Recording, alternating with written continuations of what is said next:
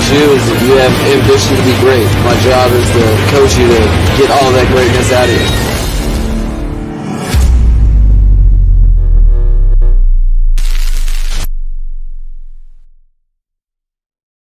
What is good, Fin Nation? What's good?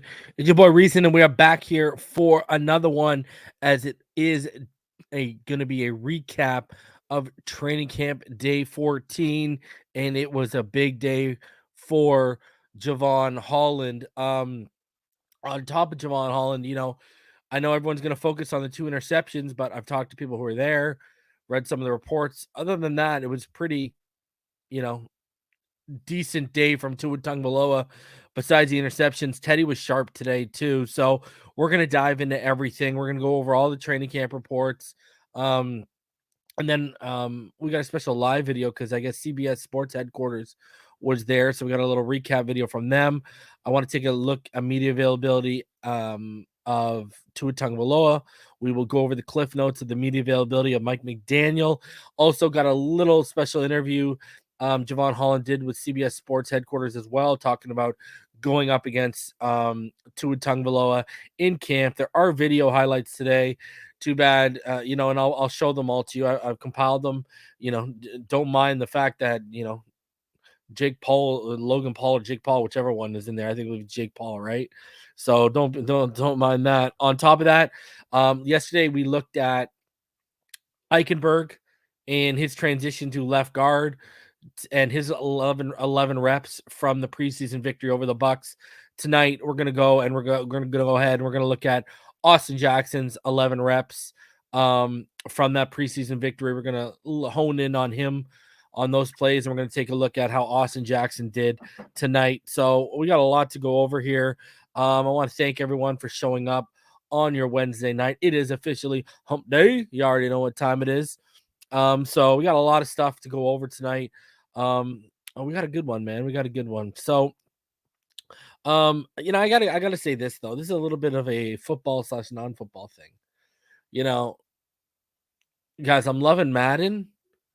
I'm loving Madden, but I mean, there comes a certain point where it does, there's a couple things that are weird to me, but it does feel a little bit like, an overglorified roster update. But did everyone notice that, like, I don't know, man, like the pads and the shoulders and the bodies, everyone kind of looks weird in it. I don't know if anyone else has noticed that.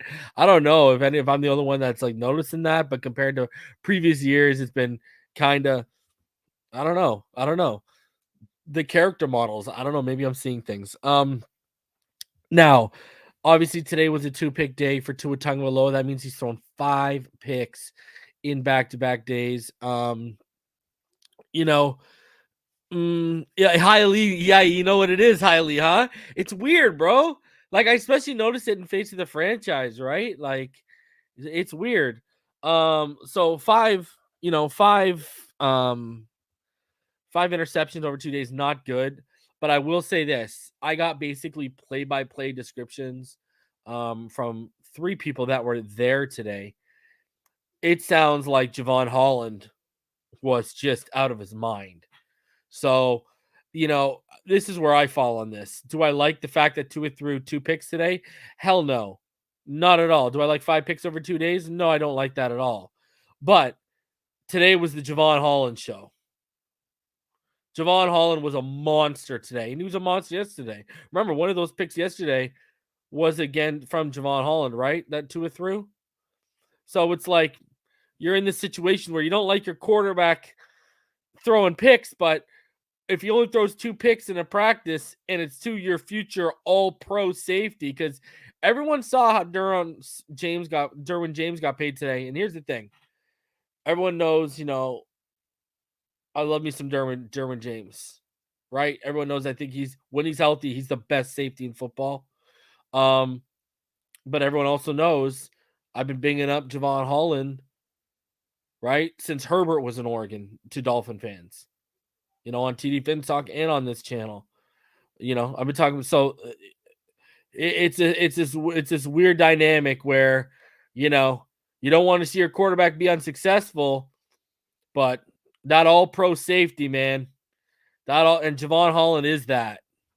Jevon Holland is going to be an all-pro. See, he's worried about going to the Pro Bowl. You're worried about the wrong thing, my friend. You were going to be an all-pro. Never mind, just a Pro Bowler. So, yeah. Kind of a weird dynamic, you know. Part of you is like, you don't like to see that. Part of you is like, oh, you like to see that with Jevon Holland, right? Because Jevon Holland's a stud. That's just what he is. So, you know, and Scotty Joe says Minka who? Yeah, hey, yeah, he's gonna be better than Minka, that's for sure. I think so, at least. His range today was apparently crazy today. So we'll get into all that. Jevon Holland's a stud. I'm in this weird, like, don't like that my quarterback thrown 5 picks and 2 practices and 2 today and 3 yesterday. But Jevon Holland got 3 of those 5, and it's like Jevon Holland been balling this week. Jevon Holland want that orange jersey again. The dog is coming out, and him and Tua, they have a little bit of a battle going on in camp. So, hey, I like competitiveness, and if it was Sheldrick Redwine who had 3 interceptions over the last 2 days, maybe I'd be a far more concerned than I am right now. But it's Jevon Holland, right? So, you got to take those L's on the chin with Jevon Holland, man. You have to take those L's on the chin. So, man, good stuff though. And as they prepare to take on the Raiders this weekend, tomorrow they are back at practice again tomorrow. Tomorrow is the final practice before they take on the Raiders, and we'll get into the McDaniel stuff again. He's non-committal to whether Tua is starting or not. And I will tell you guys what I've been told, that the third game is going to be the dress rehearsal, meaning that's going to be the game where our starters play the most. Now that's not to say, I was also told that's not to say he might not get a drive or two this weekend, but I was told the dress rehearsal was actually originally going to be this game, and it got switched to the third game. So, and I think they switched it to the third game from what I was told was because of that bye in between, right? You got a week off in between preseason. There's like 2 weeks off and that weekend off. So it's the shortest amount of time until the next game, basically, right? If they gave them the dress rehearsal, there would still be another game in between, plus that off week, et cetera, et cetera. So by playing them in the dress rehearsal in the third game, it gives them the most, the least amount of time between game action. That's what I was told. We'll see if that comes to fruition, if that comes to pass. So yeah, I think we're going to see Skylar again for the most part, and I think you'll see Teddy. You're going to see Teddy this game, right? If anyone knows what I reported from what I've been told is, this has been on the Patreon for a couple days now. By the way, smash that like button, subscribe if you're new. I've been basically told Teddy's his back. Apparently Teddy's ailing like a really stiff back, and that's why he was held out of the joint practices. That's why he was only the backup against the Bucs. It's a bit of a back issue going on, and you got to ask yourself, if Bridgewater continues to have this back issue, this ailing back stiffness, and Skylar Thompson continues his upward trajectory, again, another thing you got to factor in with that decision when we cut down from 80 to 53 in just a couple of weeks, right? Because next Tuesday we cut down from 85 to 80. The following Tuesday we will cut down from 80 to 53. So just something to keep in mind, right? Just something for you guys to keep on the old noggin. So that said, we're going to have a lot to get into tonight. So let's start it all off. We're going to have the training camp reports as per usual from the Palm Beach Post, the Miami Herald, the Sun Sentinel, SI, PFN. And then also we got a special video, a little training camp report video from CBS headquarters that we'll play. Then we'll go over the highlights from the day, right? And then we will go over the cliff notes of the media availability of McDaniel, followed by the media availability. It's a quick one of Tua. I got a little interview of Jevon Holland I want to play, and then we're going to break down Austin Jackson's performance on Saturday. So let's get right into it. Not waste another moment. Again, smash that like button. Subscribe if you're new. I appreciate y'all for coming out. Let's do this, though. Let's start off with, as per usual, we always do. So routine, continue. Let's get into Miami Herald's practice report today. The man, Jevon Holland, fellow Canadian Canuck. Let's go. Practice number 14 of Dolphins Training Camp featured 2 more interceptions from Tua Tagovailoa, more playmaking from Jevon Holland, who has the look of a future Pro Bowler, all-pro, Barry, all-pro, and several creative blitzes dialed up by defensive coordinator Josh Boyer. Mike McDaniel stopped practice to loudly address his team, and practice then ended abruptly. But players said McDaniel's message was a positive one, and the highlights from today's session were as follows. The stars of the day, 1, Holland. The Dolphins ball hawking safety intercepted Tagovailoa twice. The 4th and 5th picks thrown by Tagovailoa in the past 2 practices. Holland also made an incredible play, knocking away a deep pass from Tagovailoa to Hill, which I heard would have been an absolute beautiful bomb. On the first interception, Holland jumped in front of a receiver to intercept a Tagovailoa pass and returned it 50-plus yards for a touchdown.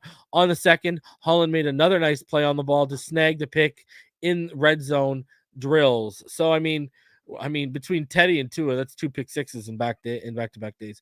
Tyreek Hill, he caught 2 passes from Tagovailoa for sizable gains, then caught a touchdown from Tagovailoa in red zone drills, but another Tagovailoa pass bounced off Hill's shoulder pads, and Hill was upset that he didn't make the catch. Lynn Bowden Jr., and you'll like to see this, he's carrying over that momentum from Saturday's preseason game into practices. You'll love to see this. And Eric Izukama and Braylon Sanders aren't as big as standouts now. So this is Lynn Bowden's got ground. He's got a chance to make up some ground here. He took a 10-yard dart from Tagovailoa and took it another 50 yards for a touchdown. He was also wide open, had a sizable gain on a short throw from Skylar Thompson. Bowden, who caught 3 passes for 55 yards in the preseason opener, is making a push for a roster spot. Love to see it. Everyone knows I had this guy locked in as my wide receiver 4. When I was hearing the things I was hating it. And, we saw what he did in the kick return game. We saw what he did in the punt return game when we looked over those snaps. And if you watched the game on Saturday, I would rather him back there than Tyreek Hill and Jalen Waddle. I'm sorry. Protect the stars here. The Holland pick 6, he appeared to read Tagovailoa's eyes, made the interception, and took off toward the end zone. Christian Wilkins kept on blocking as Holland ran downfield, knocking over fullback Alec Ingold in the process. Ingold took issue with that, and he and Wilkins had a brief, heated exchange. Elijah Hamilton snatched a reception by Ethan Carter and took it back for a touchdown.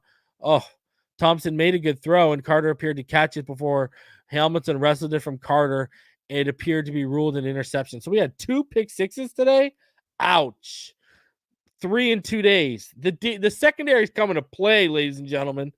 A day after completing 11 of 13 passes and throwing 3 interceptions, Tagovailoa was sharp for much of practice, and this is what I heard from some people that I talked to who were there today, but also made 2 more regrettable mistakes. He should have seen Holland lurking on the pick 6, though it was a great play by Holland. It was a mistake by Tagovailoa, who was trying to get the ball to Preston Williams in a tight window with multiple defenders around the ball. The other Holland pick wasn't a good decision by Tagovailoa, who was trying to get the ball to Durham Smythe. Otherwise, Tagovailoa displayed good accuracy on a bunch of short to intermediate routes and 11-11 work. He threw the touchdown to Hill in red zone drills, and he zipped at least 2 completions to Trent Sherfield for first down gains. Cameron Good, Jalen Phillips, and Duke Riley all had sacks on a day there was lots of blitzing.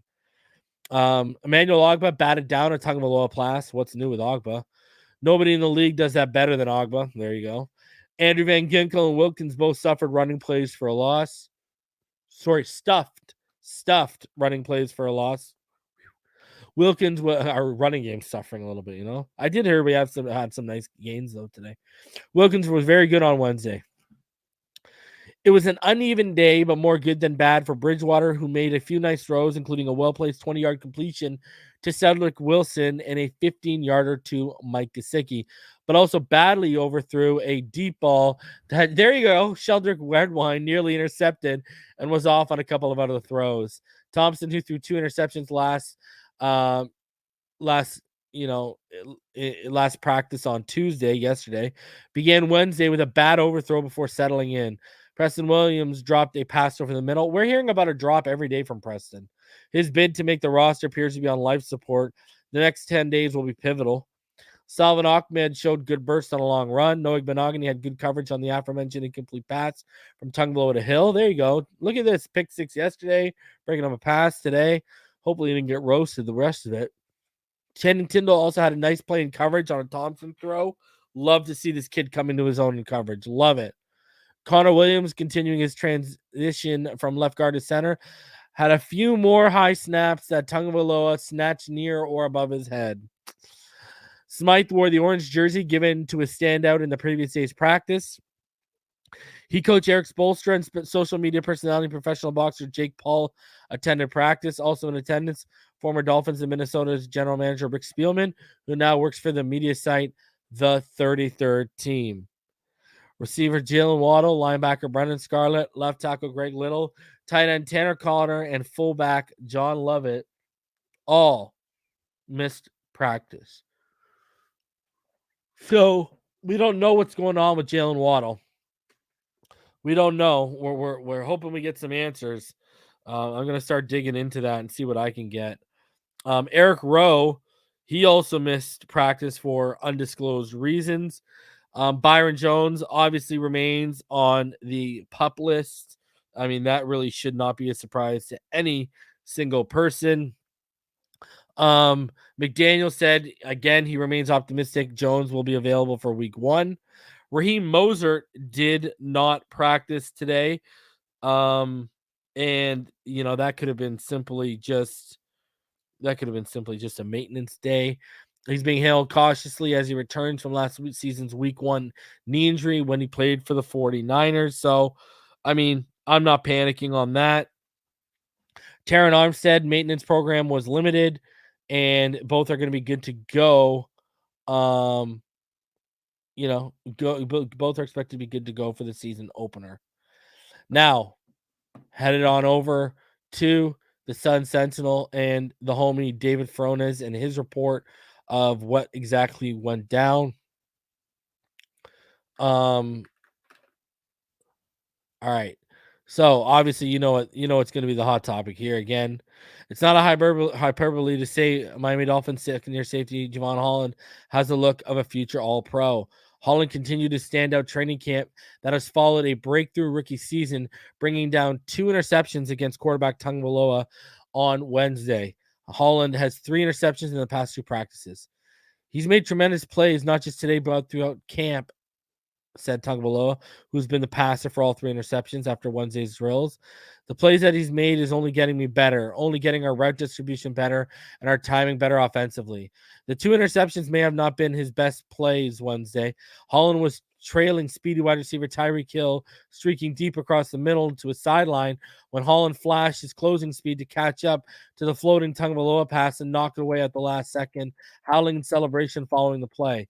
He's going to be a good player, said Jerome Baker of Holland. He puts the work in and he wants to get better. His competitive side, he just goes after it. Wednesday's practice ended abruptly with Coach Mike McDaniel stopping drills at an on point in a situational drive. McDaniel appeared animated as he delivered a message to his team. Apparently, it was a positive message from the Dolphins coach, who was encouraged by better Wednesday practice from Tuesday's session. I just think it was a combination of us making plays on offense and defense that had him fired up and excited, I guess, said right guard Robert Hunt. Maybe Tuesday wasn't our greatest, but Wednesday we came out and found a way. The feeling was Wednesday's team drill saw a constant back and forth, whereas Tuesday, as McDaniel said Wednesday morning, the offense went early and the defense responded late. Tuesday was a tough day for us, and Wednesday we just got better, Baker said. Among guests at Dolphins practice was obviously Spielman, Spoelstra, Jake Paul. So there you go. Observations aside from the 2 interceptions, Tagovailoa had a strong situational drive. He also completed a short pass to Lynn Bowden Jr. that could have gone for a touchdown on the run after the catch, but Bowden was sprung free before the catch on a pick that wasn't called for offensive pass interference. Teddy Bridgewater floated up a nice pass to the sideline over Andrew Ginkle. To Gesicki also had back-to-back crisp completions to Cedric Wilson over the middle and then Hill on a corner route, each for about 20 yards. Christian Wilkins was actively chirping and getting in off on offensive players' face masks after plays. He and fullback Alec Ingold got involved in a scuffle, and Wilkins and Liam Eichenberg also banged heads after one play. Noah Monogany impressively broke up a pass intended for Hill behind him with sound technique on a crossing pattern. There were a couple of decent runs early in 11-11 action between one to the right from Chase Edmonds, another to the left from Sony Michel, Miles Gaskins on a pitch, and Zaquandre White showing physicality downhill. Elijah Hamilton ripped the ball out of Ethan Carter's hands for an interception on a pass thrown by Skylar Thompson. Cameron Good and Porter Gustin had sacks. Jalen Phillips and Benito Jones had pressures to force quarterback throwaways. Wilkins batted down a pass at the line of scrimmage. Van Gilkel and Ben Still had tackles for loss on run plays. Wilson made one catch over the middle while getting held by a defender. Thompson completed one to Sherfield in the middle of the field while having an offensive lineman pushed back into his throwing motion. In one-on-ones, Hunter Long beat Holland deep on a rep, as did fellow tight end Durham Smythe in the orange jersey for a previous practice player of the day on Wednesday against Igbenogany. Quincy Wilson, however, got the best of Long on a separate rep. Cornerback Nick Needham blanketed Sherfield. Elijah Campbell won a rep against Gesicki and drew offensive pass interference another time. And safety Brandon Jones covered Carter well on a double move. In lineman one-on-ones, newly signed defensive tackle Niles Scott pushed back center Michael Dieter. Phillips got around Larnell Coleman. Tackle Austin Jackson got the best of rookie Cameron Good. Kellen Deesh held his own against a Van Ginkel pass rush. So, Michael Dieter, we expect that. Larnell Coleman, we expect that. Austin Jackson holding his own and not getting, I like that. And Kellen Deesh holding his own. I love it. Stock up. Robert Jones, Dolphins offensive guard Robert Jones, has really come along in training camp. He could be making a case for the top reserve lineman spot. Miami's tackle depth of concern. The contingency plan, if left tackle Terran Armstead were to go down, could be to slide Eichenberg, who has experience there as a rookie, while inserting Jones at left guard. It seems like a better option over simply inserting either Greg Little or Coleman, the team's backup tackles on the depth chart. But McDaniel has indicated he generally likes to keep starters in the same spot, although not absolute in that theory. Stock down, Preston Williams dropped a pass from Thompson and also was a receiver targeted on Tagovailoa's first interception over the middle into traffic. With Williams at the heart of trade rumors, he has not flashed at all this camp. Wow. Injury report, Jalen Waddle for the second straight day, missed practice, but still caught balls post-practice on the jugs machine. He was called day-to-day with his undisclosed injury by McDaniel and said it's preventative, keeping him off the practice field. Little, Rowe, Scarlett, Lovett out, Deesh, Sheldrick, Redwine returned, and Raheem Mozart and Terran Armstead were not involved in team portions today. So that is from the Sun Sentinel and David Furones. Let's head over to SI. Let's see what they say, specifically Alain Poupar. Let's go here. All right. So the Miami Dolphins were back at practice Wednesday as they continued to get ready for their preseason game against the Las Vegas Raiders. Before we even read this, because I haven't even gone over it yet, right? I like to get my first reaction with you guys to some of them. Now, I read some of them, like, David Fronis, and I read Barry Jackson, but I really want to see. They better. I'm not even kidding you. I better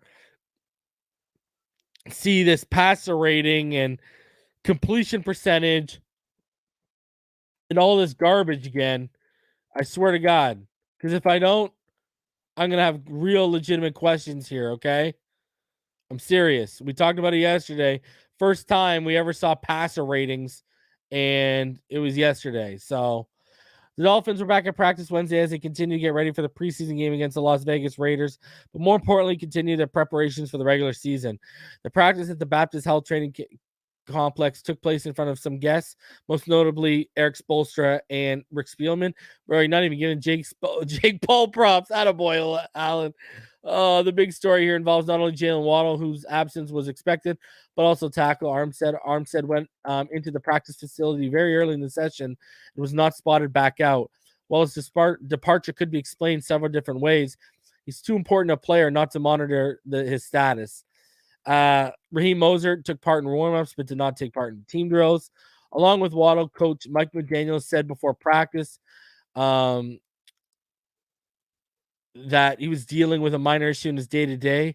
The others who did not practice, obviously, he mentions Scarlett, Little, Lovett, and all of them but Lovett did make an actual appearance at practice. So, I mean, it's crazy. Ethan Carter's putting the work in, and I continue to be a little bit shocked that they haven't cut Lovett just based on the fact of this guy hasn't practiced in weeks, and I know there's been talks about keeping a second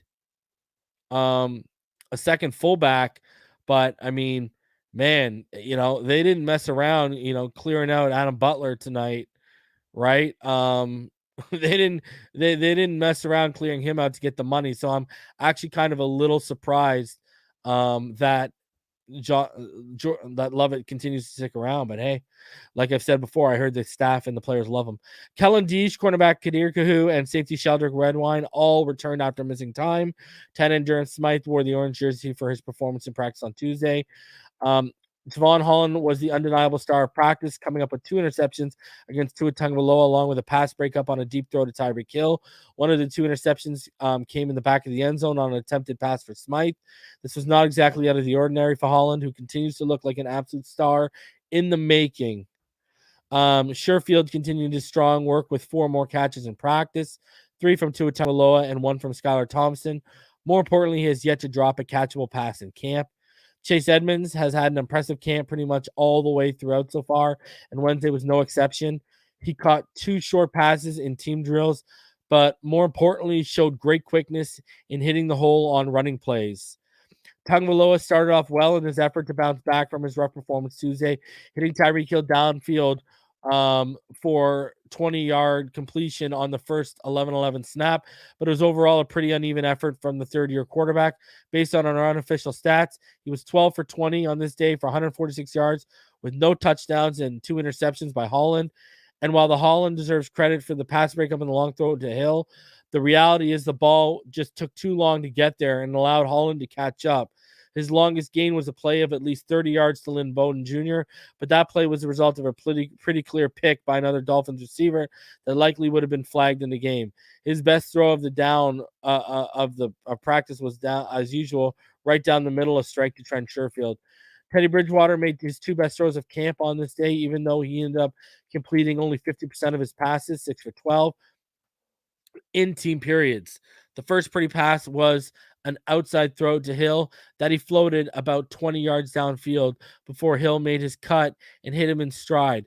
The second was even better and might even merit consideration for the best pass of camp, as Bridgewater rolled to his left and while on the move, a perfect throw downfield over the head of linebacker Andrew Van Ginkel and into the arms of Mike Gesicki for about a 15-yard gain. They released that clip today, so we'll show you that. He did have one really bad series when he went over 3, though he faced pressure on 2 of the throws. Skylar Thompson got a few more opportunities than he did Tuesday, and his stat line would look an awful lot better if not for better support.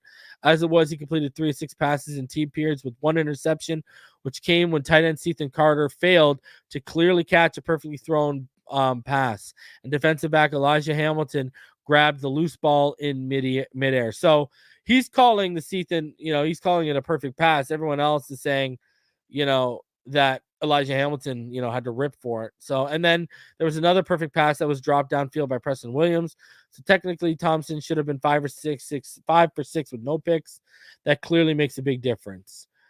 The practice ended rather abruptly with the horn sounding after Salvin Ahmed run.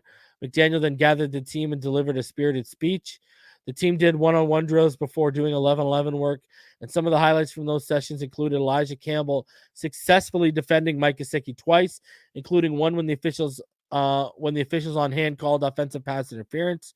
Quincy Wilson reading on Hunter Long double move to force an incompletion out of bounds before Long came back to beat Holland into the end zone. Safety Brandon Jones stayed with Ethan Carter through an outside-inside move to force an incompletion, and newcomer Niall Scott pushed pass blocking drill. Trent Sherfield again was the most productive receiver at practice with 4 catches, 3 from Tagovailoa and 1 from Thompson. Connor Williams had 1 high shotgun snap. So again, The Miami Herald tells us several. He's saying one. I gotta get a feeling sometimes Pupar doesn't look. You know what I mean?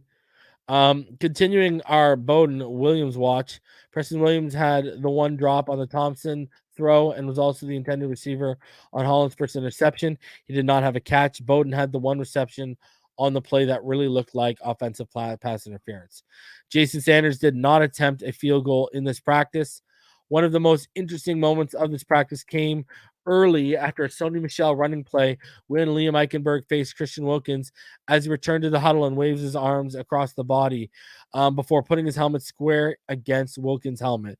While we don't know for sure, it sure looked like taunting by Eichenberg against a teammate who's known for doing an awful lot of yapping on the field. Noah Benogany had, by all appearances, a solid practice.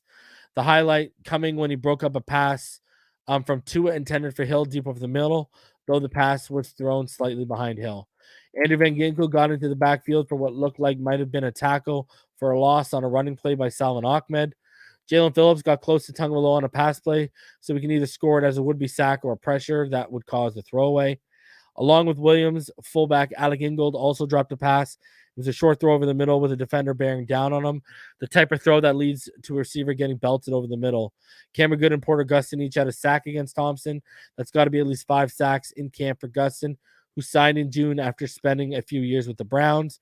Wilkins batted down a pass from Tagovailoa later in practice and then threw Chase Edmonds to the ground for a tackle on a loss on a running play.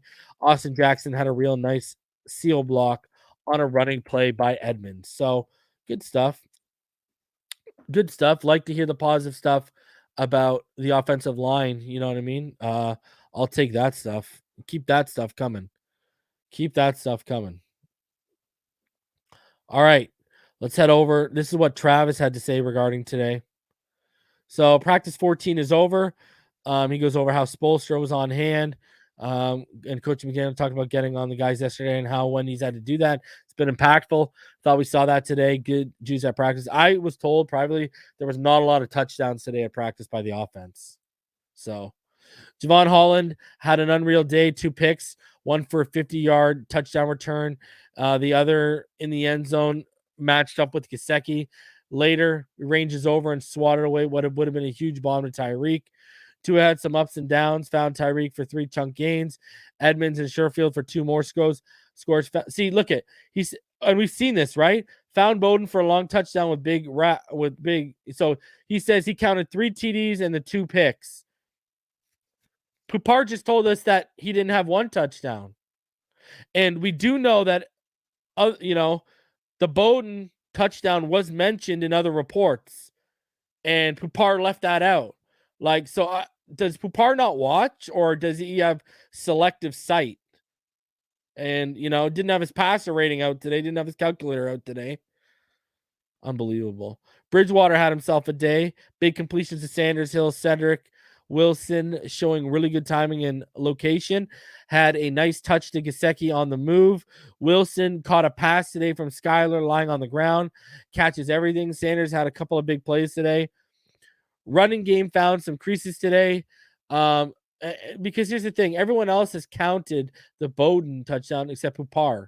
And then on top of that, there's 2 other touchdowns apparently. So what's going on here?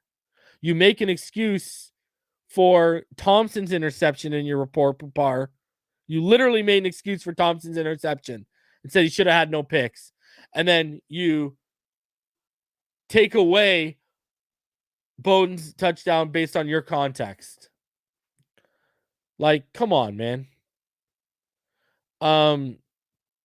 Yeah, running game found some creases today. Michelle, Edmonds, Gaskin, and Ahmed all had second-level runs during team period. Chase had multiple. I thought Rob Hunt had a terrific practice, and Kellen Deach was in the notes for a bunch of stuff, run and pass game work. Love it, Kellen. Let's go. Let's go, because guess what? Larnell Coleman, Keon Smith, these guys are not it. You need to be you, Kellen.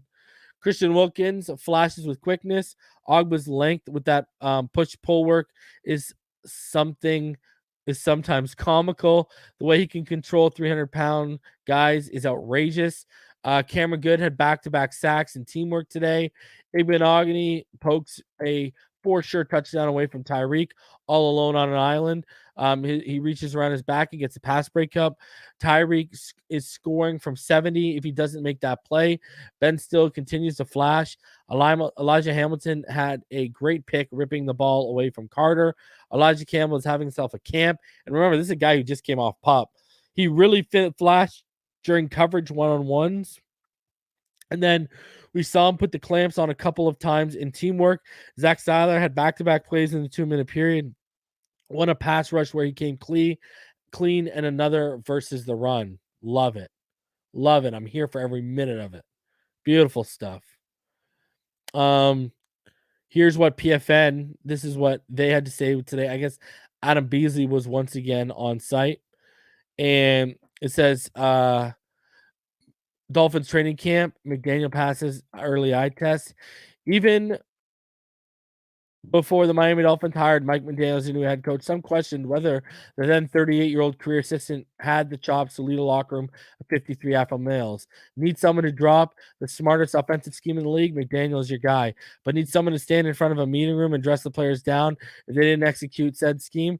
There was an understandable skepticism. The events of this week's training camp, however, should go a long way to putting those to rest.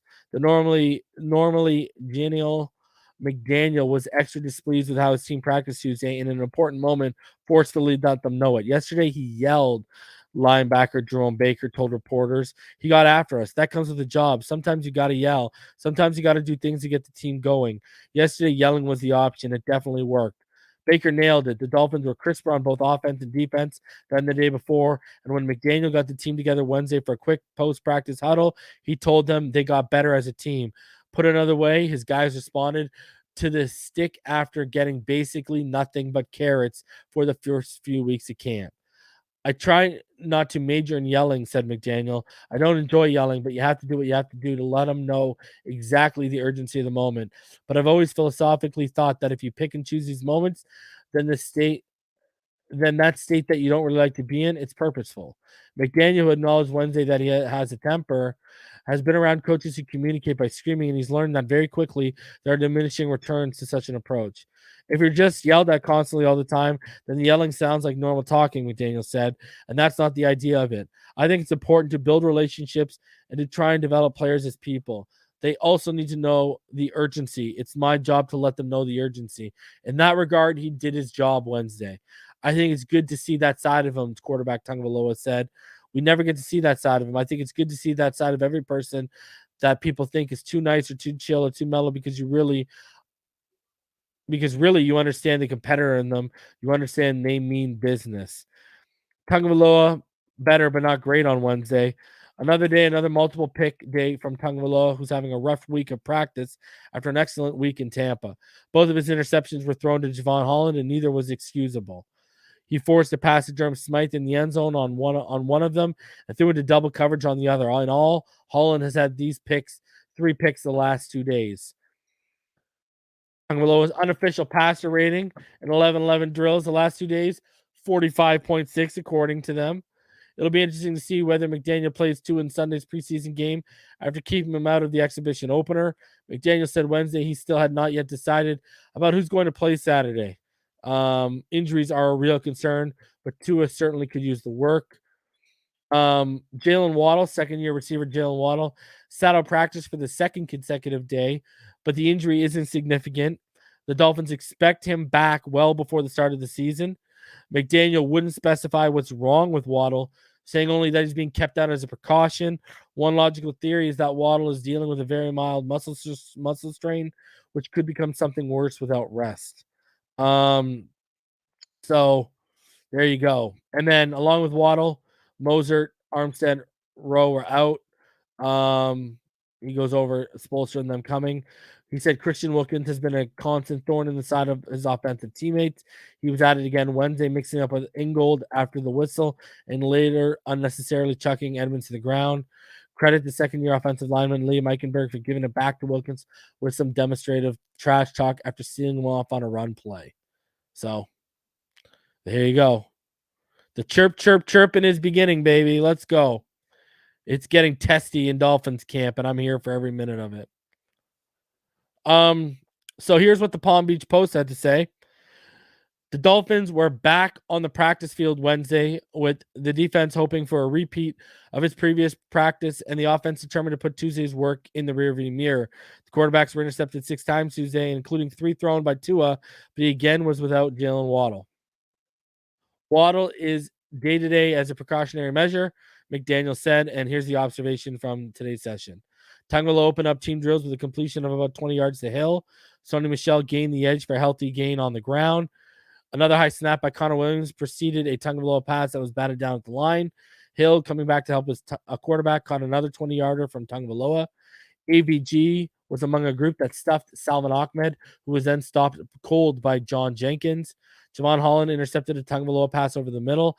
At the end of the play, Alec Ingold and Christian Wilkins had a brief dust-up. Teddy Bridgewater found Hill for a nice gain. Preston Williams dropped a pass from Thompson. In a red zone drill, Tagovailoa found Hill for a 17-yard gain against Xavier Howard, no less. Love to see that. See, no one's told us that yet. Love it. Wilkins batted down a Tagovailoa pass. Tagovailoa trying to find Durham Smythe from the 2 was intercepted by Holland again. Benito Jones broke in on Bridgewater to force incompletion, if not a sack. Tagovailoa hit Trent Sherfield over the middle for a gain of about 25. Elijah Hamilton recorded a takeaway. Noah Igbenogany was at a tough camp, had a nice pass breakup against Hill. Bridgewater showing pretty touch, dropped a pass into Mike Gesicki's hands over the reach of AVG. Ingold dropped a Thompson pass. Play of the day, Tagovailoa tried to find Hill deep, but Holland leaped and batted the ball away. A play so athletic that even Hill slapped his hands on the play to huddle. Holland let out a yelp as he celebrated. I want to tell you guys, Nick Hicks was there today, and I want to tell you guys exactly what Nick Hicks said about this play, because I want to put this play into context. Because remember, Poupart said there was too much air on it, right? You know, he said there's too much under it, blah blah blah blah blah. Well, not from what was being said. He said these are plays today that no one else could have made, right? He said it was insane range. Now, he did say the end zone ball could have been placed better, but he was given the props out today. He said he's never been impressed with someone's more range on the football than what he saw today. So, I mean, like, it's not like this guy, wasn't making it happen. He said that one pick, he flew from the opposite hash, full sprint, and was in the end zone 40 yards away in under 3 seconds. The next was a jump ball in the end zone against Durham Smythe, where he out-athleted the tight end. He basically beat him. He climbed the ladder and beat him to the football, right? And he said the breakup of Tyreek would have been a 70-yard touchdown, and Nick said he couldn't believe Holland got to the football. So, there's a lot of context when you talk to other people who were there. And then I talked to Nick privately. He put those takes out on Twitter. And then when I talked to Nick privately today, I mean, he said Holland was an absolute monster today. So, yeah, he said when Holland wasn't in, Tua was carving, so he said he had a solid day other than that. So there you go. So, Smythe had the honors wearing an orange number 81 at the practice as a practice player of the day of Tuesday's workout. So there you go. Now let's get into what CBS had to say post practice regarding what they saw today. They posted this up, and I got the clip for you guys. So this is what they had to say.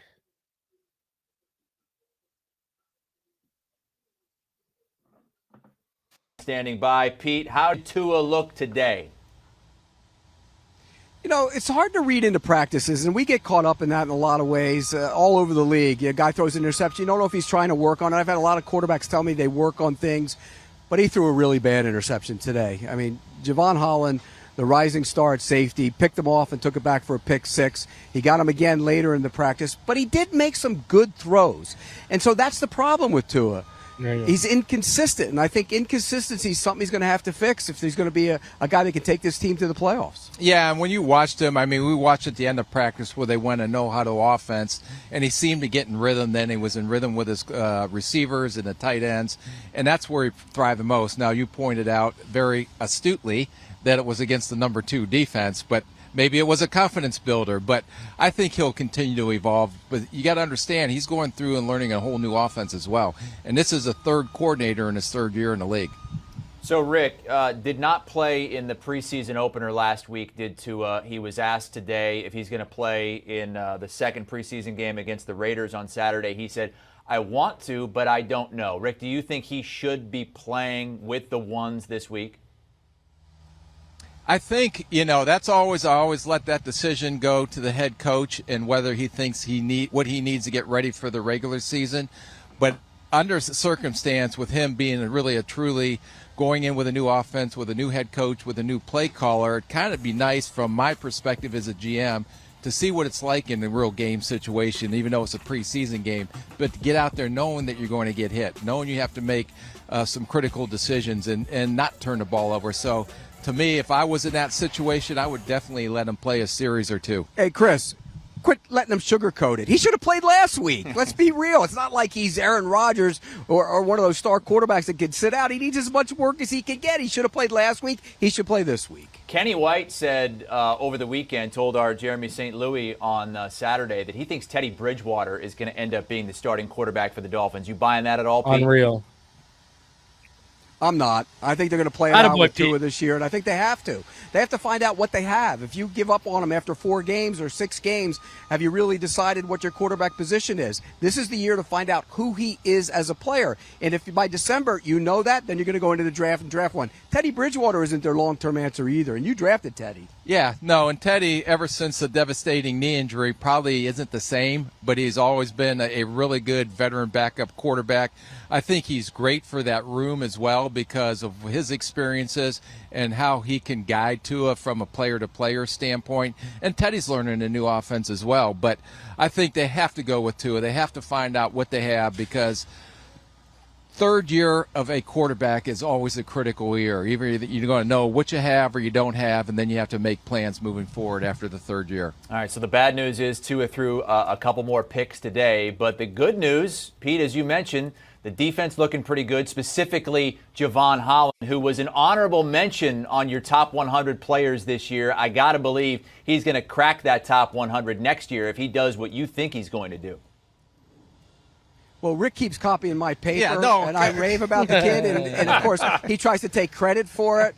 And the reality is, I love the kid's game. He's going to be a star safety in this league. I talked to him earlier. He's one of those guys that loves the game. He had 2 picks at Tua today, had the pick 6, and then he took out the pylon and acted like he was putting a little bit because he plays golf, and it kind of stirred up the team a little bit. They didn't like it too much, the offensive guys. So I think he's going to be a star, and I told him Derwin James gets $19.1 million per year, and his eyes lit up. Yeah, and thank God I pointed him out to you a couple of weeks ago because you didn't know who he was. You didn't even know that he didn't play in the senior season at Oregon because of the COVID year. But I did your whole draft. Oh my God! That's why I'm standing right here, because he did my draft. That's why I'm sitting right here doing this with him.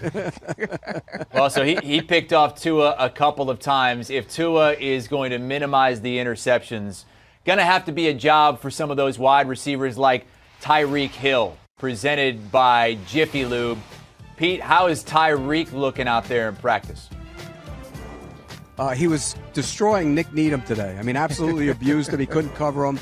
And there's a lot of people that can't cover Tyreek Hill in one-on-one situations. But the best thing about Tyreek Hill's game, and you notice it when you watch him at practice, is how much better he is as a route runner.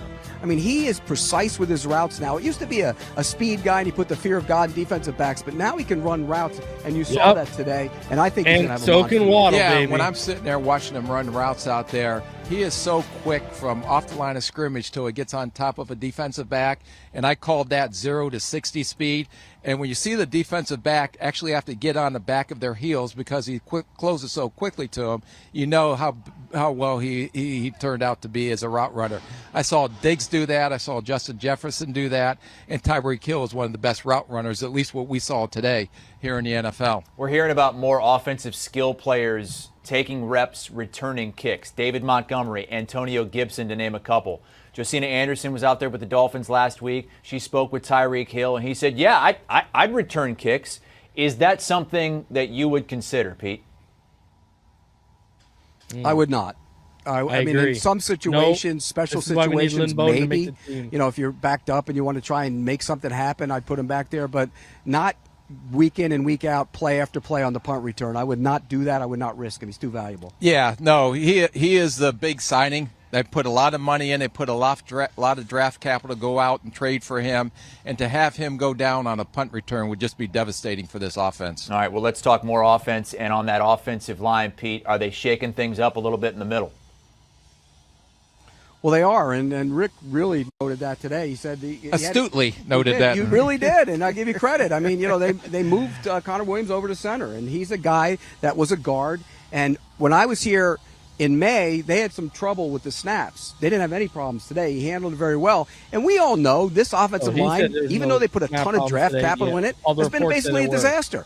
They went out, they signed Teron Armstead to play left tackle, they signed Williams to play center, and they're going to be a better offensive line because of that. Yeah, and I think and I counted, the one thing I wanted to see when we came out watching live is how many balls were on the ground when he had a shotgun snap, and all of them were perfectly accurate today. So to me, that's a guy making a transition from guard to center. Things happen a lot quickly when you're quicker when you're at the center position, because not only do you have to snap the ball, but you also have to make all the calls and adjustments in protection as well. Yep. So you're doing that, and you have to make sure you have to snap the ball, and that nose tackle, especially as he's playing right on top of you, is going to be on you very quick right after the snap. So that's an adjustment, but from what I saw today, I thought he's starting to make a much smoother transition than maybe what you saw in May. Yep. Pete, look out! Somebody might back up on top of you, so be on your toes out there. I hear the bells and whistles. Hey, well, they would hit his head. They would hit his head first. So you're lower. You can just shove that thing. You're like a fire hydrant, not running you over. Hey, it's a tough start to the schedule for the Dolphins in a really, really important year for Tua. Yes, they're favored against the Patriots to start the year, but that's kind of a toss-up game. Then they have the Ravens, the Bills, the Bengals. How difficult is this first month going to be for Miami? Well, it's going to be really tough for them. I mean, if you navigate through this at 3-1, then you can look to the rest of the schedule. You're going to probably be a playoff team. I don't think they will. But what it's going to really do is challenge Mike McDaniel. Mike McDaniel is a very positive head coach. But I was told yesterday they didn't have a very good practice, and he lit into his guys, really lit into them, which is something he hadn't done. They responded with a better practice today.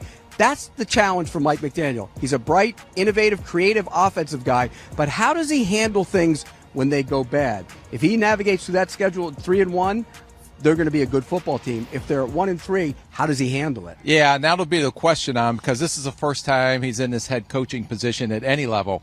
And for him to go through adversity, and it's a brutal 4-game stretch there. And I think if they go 2-2, they'll be in the playoffs. But we'll talk about that at another time, since you're wrong there as well. But today, when they talked about him being on the team yesterday, the one thing I noticed is he gathered the team up after practice and talked about how well they responded from yesterday's practice. So I think he has their ear, he has their leadership. His style is probably different than the former head coach that was here a year ago. And I think it's refreshing, and it seems like the players are buying into what he's selling right now. What was I wrong about? Everything. No, I'm right about everything. Yeah, right, Pete. We checks and balances, man. McDaniel is so unique. We see him in the press conferences, always taking selfies. Rick, is he the same guy out there on the field with the team? Yeah. Well, Pete's always taking selfies too, so I'm kind of used to it. Here I am. Except it's a little lower. Yeah, we take put a it on my selfie like gram. this. Put it on my Instagram. Yeah. Put it on my Instagram. Yeah, I noticed the energy that he brings out at practice, the positive reinforcement. He's coaching the offense. He's not doing much on the defensive side of the ball, but the drills and the way the practice was organized and, doing that hurry-up 2-minute type drill they did at the end, not only from an organizational standpoint, but from getting these guys used to this heat, because that's a huge home field advantage when they have to play teams down here, especially early in the season. And I remember when I was here back in the early 2000s, we always made sure we wore jerseys and wanted all the visitors to be in that dark color jersey because of the heat down here. And they have a huge advantage coming up this season, especially when teams from the north have to come down and deal with the heat. Let me get a picture for my gram with my Kirk Cousins apologist right here. Ready? I went on Pete's Twitter to see what's he writing about Dolphins camp today. I got to get an inside look because not all of us get to attend practice. I see one tweet, and he's just complaining about the music going on at practice. What's your problem with the music? Because he doesn't watch practice. They don't want you tweeting about practice here. That's a violation. So he can tweet about the music selection. They didn't play Frank Sinatra today. He was mad. Well, you know what? If they did, they would have done it my way. All right. So first of all, Prisco thinking we ain't making the playoffs, you're nuts. I'll give Spielman his props. Damn right we're making the playoffs. But overall, I mean, you see that, you know, we saw that in the reports too, right? Yesterday, McDaniel ripped into them after practice. Today, you know, fairly positive, right? He liked what he saw from both sides. 500 of you in the room. Smash the like button, subscribe if you're new. So, and, you know, what did they say? They want to see more consistency from Tua. So, also, they haven't been at every single practice. So, but hey, you know, especially over the last week, it's been up and down, right? So we do want to see a little bit more consistency than we have the past 2 days, right? So, hey, just come out tomorrow and let's just have a better day. That's all you can ask for. Continuing on, let's take a look at we'll go over Mike McDaniel and the cliff notes from what his media availability did today, and then we'll get into Tua's media availability, Jevon Holland, and Austin Jackson. I'll do a little Austin Jackson breakdown. All right. So McDaniel addresses Waddle, Tua's interceptions, and more. Jalen Waddle missed Tuesday's practice with an undisclosed injury. Mike McDaniel suggested that the issue was nothing serious. It was a cool process with Jalen. It was something I don't need to get into that he could have practiced with our elite medical staff having history with this stuff. We were trying to be preventative. He wanted to practice. He disallowed it. I expect him to practice again in training camp. Sometimes you have to protect people from themselves. That's a great problem to have with elite players like that. McDaniel, when asked about Tua Tagovailoa's 3 interceptions yesterday, he said, I was very pumped with how Tua came out in practice. I let it be known to the defense that I didn't think they were performing to the standard. It was the best red zone performance since he's been here. We got to some situational periods, and the defense answered the bell. In those situational periods, we turned the ball over way too much, which was a great learning experience for Tua. He said, you don't want to see complete domination by either side. You're looking for parity because our team needs both sides of the ball to be as good as they can be. McDaniel said he's still working through who would play in Saturday's preseason game against the Raiders. On other issues, on the punted kickoff return jobs, if you're a return enthusiast, this is a cool moment in time because there's competition there. We have a lot of dynamic playmakers and have players ready and willing to compete. Nothing is settled. Lynn Bowden Jr. returned 1 kickoff for 26 yards and 1 punt for 18 yards on Saturday, and Preston Williams had 2 punt returns for 13 yards. Tyreek Hill, Waddle, and Jevon Holland are also options. McDaniel isn't insistent on settling on one particular returner. McDaniel, on his favorite part of his first training camp as an NFL head coach, I'm a pretty positive guy. I like to bring energy, but there have been opportunities along the way to point out this is not good enough.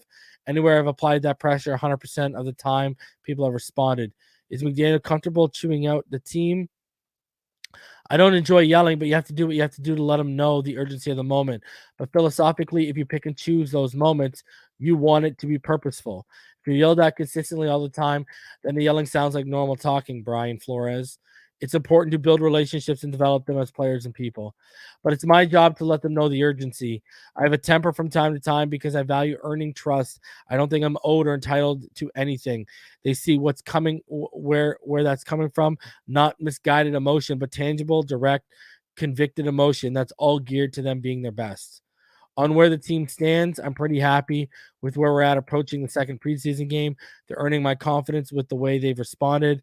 What he's looking for in his first home game as a Dolphins coach on Saturday against Las Vegas, the Aqua Seats. He cracked. He then said he's excited about the connection between the team, that he really wants to do right by this fan base and a fan base that's invested into the team. So just some quick updates, man. I'm going to try and dig and get some answers for you guys on Waddle, and I'll update the Patreon if I can get anything. All right. So let's go through highlights from the day. Then we will go ahead and get into the media availabilities. All right. So here is everything from today's practice. Don't mind the fact that there's just a bunch of Jake Paul. I mean, he's in a lot of it. So 500 of you in the room, smash that like button, subscribe if you're new. Durham rocking the orange jersey. Love to see it. Holland said, I want that for tomorrow. Baker and boys running out there. Baker putting some work in on the pads. Ingram in there too. Wide receivers working on some foot speed drills. Love it. Love it. Love it. Let's go, baby. Look at this throw by beautiful throw by Bridgewater. Stunning throw by Bridgewater. Tua, his throw. Boom. Hill. Completion. What a throw by Bridgewater, though. That Bridgewater throw is money. Here's Spoelstra officially heading out there onto the field for all you Miami Heat / Dolphin fans, because I know there's a ton of you. So I had to include this for y'all. Jake Paul in this ridiculous jersey. This ridiculous jersey.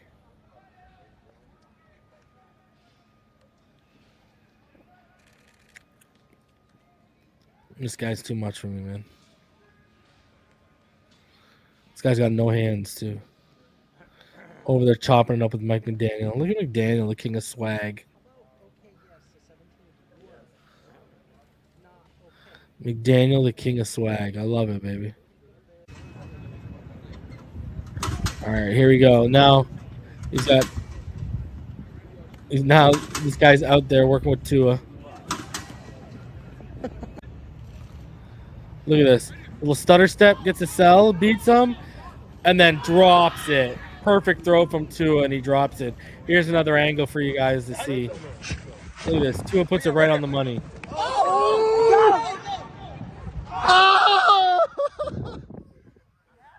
Hey, Jake, I gotta go. You had him, though. Right there? This guy. Oh, that's hustle Gus. Look at Gus go. He gonna drop it. Oh! And there you go, a deep pass. Hey, you got hands now. Stop playing with me. So there's quick update, a fun little day. You know, Tua having fun, even though you know he's getting back to work once he hops in there, right? So love to see it. Now here's Tua's media availability, and then we're gonna get into a Jevon Holland little piece, and then we're gonna break down Austin Jackson. So here is Tua from today. What's up, guys? I guess he doesn't make the cut. The last one, right to his hands. Right to Jake That was a good Paul. route. That was a pretty good route by him, though. So you got to give that to him. Could you talk a little bit about the improvements maybe from yesterday to today? Because it sounds like Mike McDaniel was a little animated, happy about at least you guys got better yesterday. Yeah, I think everyone got better from yesterday. Yesterday kind of seemed one-sided in the first half, if you will, with the first two team periods. And then I would say, you know, the defense started to pick up their morale, and you know they brought it yesterday as well. I think today was a really good back and forth with offense making plays and then the defense making plays and then continuing to go back and forth with that. Tua, watching obviously you sat out, but watching the offense from the sidelines, what were your impressions of it? Were you starting to kind of envision, you know, really what this offense could be once you get in with some of the other starters? I think it's really good. I think Skylar did a great job with his operation, being that he's a rookie. That's his first time in an NFL start. I mean, you got to give credit to him. It's not easy to go in there, understand where everyone needs to go, understanding how to manage the situation, the game clock, the down and distance. So I thought Skylar did a really good job. But, you know, a lot of our plays that we've also been running haven't been shown out there. So, Yeah. you know, those are just glimpses of the plays that we do have in our arsenal. Let's go. But Let's a lot go. of plays that we didn't get to. Let's as well. go, So, baby. to me, it looked really good. I'm here for it.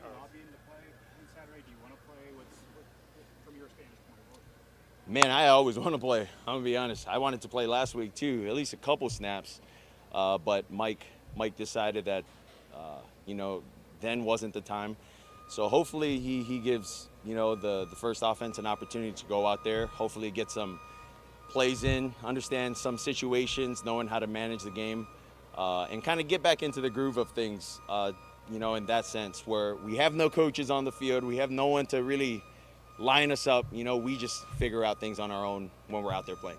So is there a switch, though, when you're playing in preseason? Is there a switch you have to turn off to where, okay, maybe I would fight for extra yards if this was week 5, but this is preseason, let me throttle back?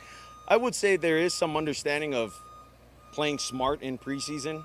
Obviously, you want to get real live reps, you want to get game reps, but at the same Let time, them get a series or two. Preseason games don't count, but they do add additional And then give them a reps quarter for, in game for 3 us, and you call know, it. when we're going out there to work with each other. Tua, Coach said this morning that he doesn't think that yelling is a good way to communicate, but when you have to go to that level, it puts a little more emphasis when you do that. What is your reaction to when Coach gets a little more animated? Yeah, I think it's good to see that side of him. We never get to see that side of him. I think it's good to see that side of every person that, you know, people think is too nice or they're too chill or too mellow. Who's he talking about? Because Salty Tua. really, you understand the Attaboy. competitor in them. You understand Let 'em know. that they mean business. And for me and for the guys, you know, when we hear Mike raise his voice, you know, we got nothing but respect because that's not something that he does. So when he does do it, you know, it's that much more meaningful. What does it take to get you out of too nice, too chill? I'm not too sure. Not many things, but I guess when it's extremely hot and when we're not executing on the offensive side of the ball. Jevon Holland is still really good, huh? Really good. Oh my gosh. I mean, he's made tremendous plays. You know, for me trying to read off my read keys, you know, he's made tremendous plays, and not just today, but throughout the entire camp. And you know, the plays that he's made is only getting me better, only getting our route distribution better. Iron and the sharpens timing better iron. offensively. So, Let's you know, go. props to JH. Iron sharpens iron. So since Mike's been hired until now, how do you think everything has kind of come along with the team, and how do you like the direction everything is going so far? Man, we love football. That's all I got to say. We love football here. Let's go. So do we. And we love watching our Dolphins play football. I can't wait. I'll be live Saturday for that game, 7 p.m. kickoff time. So I'll be live around 6:30, 6:45. Okay, guys, on Saturday. All right. This is Jevon Holland was then interviewed by CBS headquarters, and he talked about Tua a little bit. So let's play what he Welcome had back to to say. CBS Sports HQ, powered by Liquid IV. The Miami Dolphins were top 10 in takeaways last season, but finished the year with a 0 in terms of their turnover differential. As you take a look at their overall defensive ranks, 14 interceptions, 12 fumbles recovered as a unit, but the team had the exact same numbers in terms of giving the ball away. Now, Canadian Jevon Holland hoping to be a factor on this defense in 2022 in the pride of Port Coquitlam, British Columbia. Chatted with our Pete Prisco earlier today. It's not every day I come do these interviews and I get the star of practice. You had 2 picks today, 1 a pick 6. Yeah, I had to take it back to the crib, man. That's where it belongs. Okay, I got to ask you about the celebration. You pulled out the pylon and acted like you were putting. Yeah, so I've been thinking about that for a while now. You know, we have a celebration thing in the team meeting rooms. People get, you know, their celebrations put on the team meeting. So I've been trying to think about something that's good, something that'll pop. And I seen the pylon and I just knew it. I was like, yeah, you know what? It's the right time. You stirred them up a little bit, though, didn't you? The fellas on the other side weren't real happy about that. They weren't. But that's what my job is as a defender. All right, you picked off Tua and returned it back there, but you were telling me before he's had a really good camp and he's challenged you all summer. Absolutely, absolutely. I mean, his progressions and his confidence back there, you know, controlling the helm is amazing. I've loved, you know, competing against him, especially throughout OTAs and camp, seeing him grow, seeing him get better, his throws getting faster, his reads getting quicker. It's been challenging for me, and I know I'm getting great work and, you know, continuing to grow every day. So that's what we're about here. And, Tua is definitely a perfect example of that. There's a lot of people around the league, scouts, personnel people that say, okay, you came in as a rookie, you look really good, but now he's going to take the next step. I'm sure you hear a lot of that. When you hear that, how does it make you feel? He wants that It makes me feel good, knowing that I have, I'm seen as having a higher ceiling. But for myself, I try to block out a lot of that noise, knowing that every day I come out here, I'm trying to be better than I was yesterday. And that's really the goal. That's how I keep my head in the dirt and keep grinding. Go. Really is just to have a short sight and not try to look too far into the future. Just think about the next day and how I can continue to grow and get better and try to critique myself and hold myself to a higher standard. Well, I'll give you something to peek into the future with. Derwin James signed a new deal today, $19.1 million per season. Wow. I mean, that's pretty incredible for a safety. Absolutely. It's the highest paid safety in the league. Shout out to you, Derwin. Shout out. That's my dog, too. He's a great guy, better player, better father, so I'm happy for him. All right, one last thing. I read where you actually got scared by a Florida frog. Is that true? Yeah, see, here's the thing. When we first got here, I'm from the West Coast, so I've never been to Florida. Right. But I hear stories of alligators climbing on people's fences and whatnot. So in our hotel room, I had gone for a jog. It's the first night, get acclimated to the weather. I'm jogging around the lake, and there's a frog, right? But I didn't know really what it was because it was dark. It was in the bush. And so it kind of jumped at me while I was running, turned around, bolted to my hotel room. Well, you're from Canada. You got big bears in Canada. Yeah, true, but it was dark, and I'm thinking it's an alligator. I'm already kind of frightened. And I'm like, if it's any chance it's an alligator, I'm going to just remove myself from the situation. So I can handle bears. I can handle raccoons, squirrels, cats, dogs, whatever. But alligators, I'm going to just stay. Just think about it. This is a man who blasts people in the hole for a living, and you got scared up by a frog. Look, man, I don't know. All I know is Mother Nature told me to stay away from that situation, so I had to get up out of there. Absolutely. Thanks, man. Appreciate it. No problem. Yo, Jevon Holland is an absolute class act, man. Oh, man. He is a Canadian idol. Take care of him well down there, everyone. Beautiful stuff, though. And you know what? You even see him noticing Tua's got more velocity of the ball. He's going through his progressions better. He's seeing the development. And again, iron sharpens iron. That's all we're going to say. All right. Now, finally, let's get into Austin Jackson and his performance on Sunday. Let's get into it.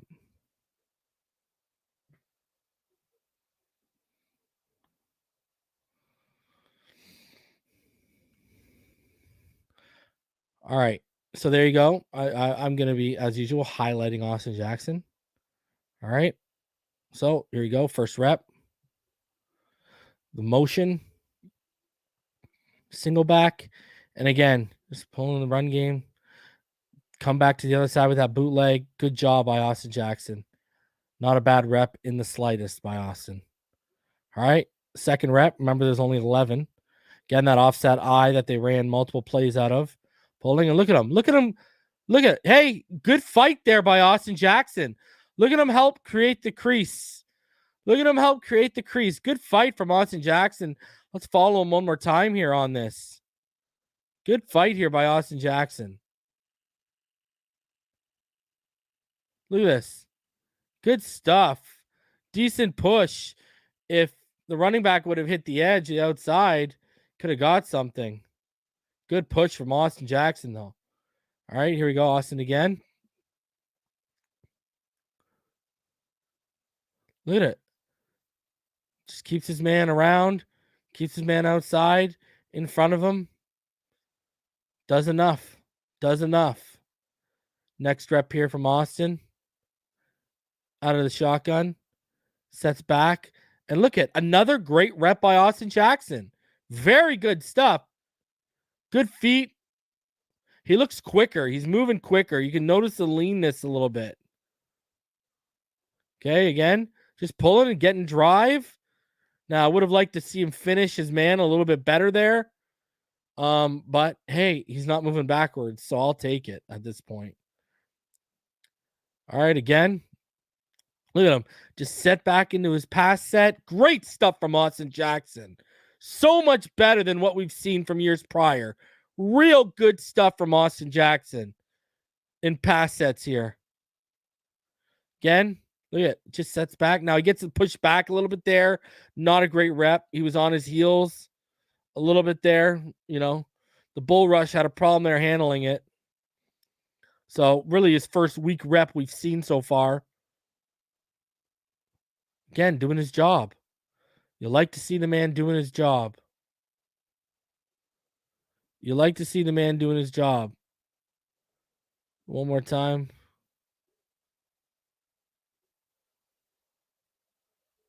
Look at that win. What a big win right there. Good stuff from Austin Jackson. Great stuff from Austin Jackson. Go back here a little bit. Look at the push he gets. Decent push. Decent push.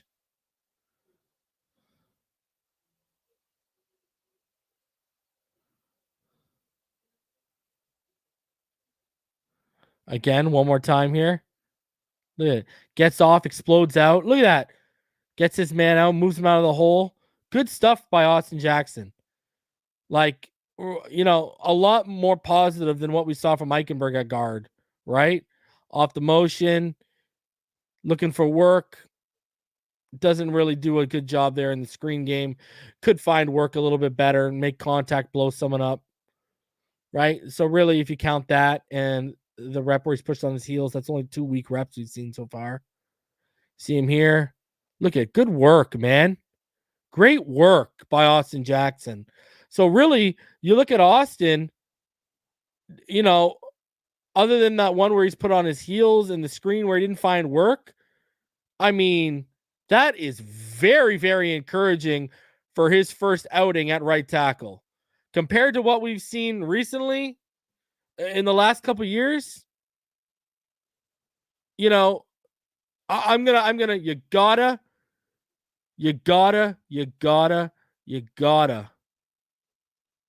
gotta give him props for what he showed. You gotta give him props for what he showed. So great stuff. Arcing his men out and keeping his hands active. Good quick feet, you know, getting into his kick slide. Good stuff. Good stuff from Austin Jackson. Really, he didn't put anything that makes you cringe or, you know, makes you want to yak. So I'm gonna say here, I'm gonna say that, man. That was a decent showing from Austin Jackson. I am very, very, very encouraged. So again, Samuel is saying it in capital letters. He's 110% right. Coaching matters. And I told you guys when we signed McDaniel, he had the perfect athletic profile for this offense. And when we see that, it looks a lot better. Even in run blocking, he looks better. So, man, very, very encouraging stuff. And I know this Saturday when we're live, we'll have our eyes on them again. But I'm liking what I saw in week 1. Now, it's only 11 reps, but I like what I saw in week 1 from Austin Jackson and Robert Hunt. And I like what I'm seeing there. I like it a lot. Compared to what we've seen the last 2 years from Austin Jackson, a lot of positives to take away from those 11 snaps I just showed you guys. A ton of stuff to take away from there. So, man, I mean, I don't know what else to say and how much more praise I can give the kid. Really, really happy with what I saw. You guys should be too.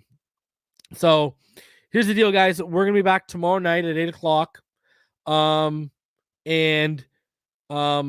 We're going to be recapping tomorrow. It'll be the last day of practice leading up to Saturday's preseason game. So we'll be live tomorrow night at 8:00. And then we'll be live on Saturday for the preseason game as per usual. Same format as last year. But when the regular season starts, we're going to the new format that I've been telling you guys about. Appreciate you guys so much for coming out. I hope you've enjoyed our little breakdowns of Eichenberg and Jackson and Lynn Bowden this week. We'll do it again next week. We'll take a couple of the performers. We'll probably look at Eichenberg and Jackson again, and then we'll pick one performer to look at. So, hey, appreciate each and every one of you for coming out and showing love on this Wednesday evening. Everyone, stay happy, healthy, safe, and blessed. You already know what time it is, baby. Fins up all day, every day, even beyond the grave in which we'll lay. I'll see y'all tomorrow, baby. Let's get it.